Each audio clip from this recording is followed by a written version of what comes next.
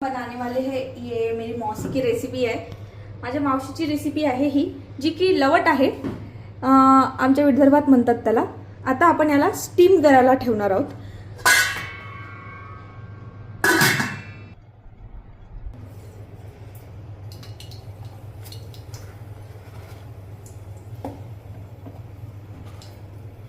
जीरा, थोडासा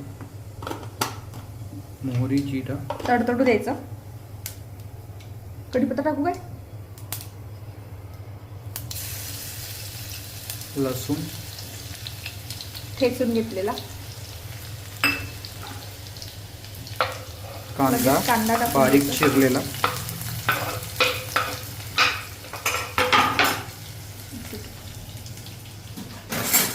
चम्मच शिजायला लागेल।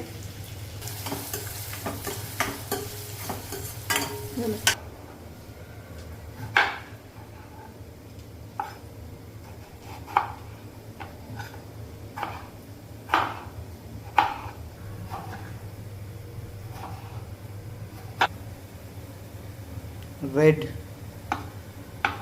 टोमॅटो रायपन,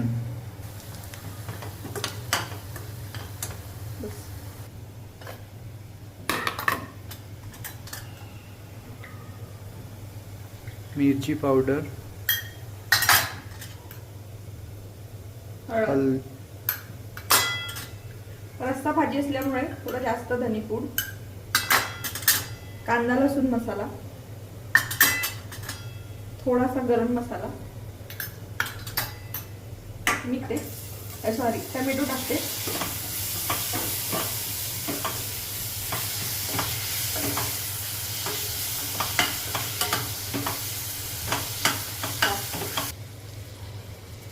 तुमचं मीठ,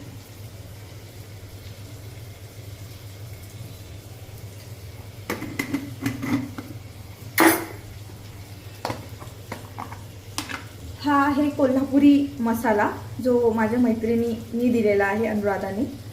तो आपण थोडा घालूयात।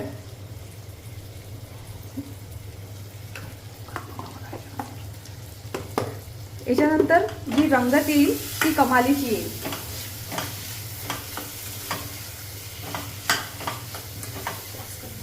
आता आपण याला छान टमाटर मुशी होतपर्यंत शिजवून घेऊया।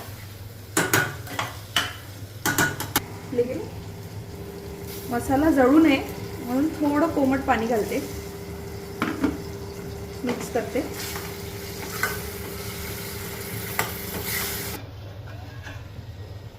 आपले हे वाफवून झालेले आहेत। गरम आहे,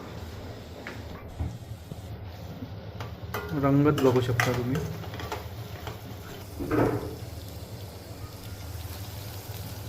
हे अशा प्रकारे चिकटायला नको, जे की नाही चिकटलेत माझे।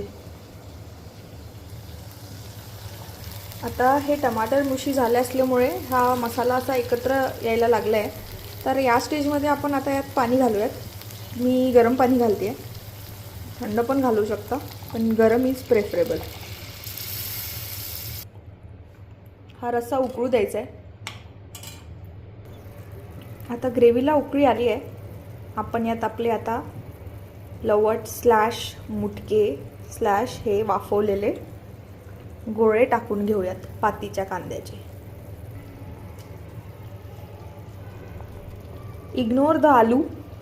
माझ्या मुटक्यांमध्ये आणि ग्रेव्हीमध्ये हे मीठ थोडं जास्त झालं आहे, ते मी मॅनेज करण्यासाठी त्यामध्ये एक छोटा आलू टाकला आहे।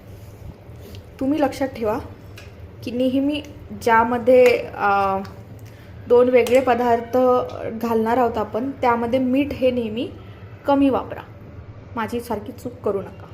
आता आपण याला 5 ते 7 मिनिटं उकळू देऊयात आणि मग आपली भाजी रेडी आहे। भाजी तयार झाली आहे। यात आपण आता कोथिंबीर घालूयात। तुम्हाला जर भाजीची कन्सिस्टन्सी एकदम अशी स्मूथ पाहिजे असेल तर तुम्ही कांदा टोमॅटोची प्युरी घालू शकता। आमच्याकडे अशीच आवडते, त्यामुळे मी कांदा बारीक न करता असाच ठेवलेला आहे। तर ही आपली भाजी तयार आहे। नक्कीच ट्राय करून बघा। देसी एकदम मराठी वराडी स्टाईल पातीच्या कांद्याच्या लवटाची रस्सा.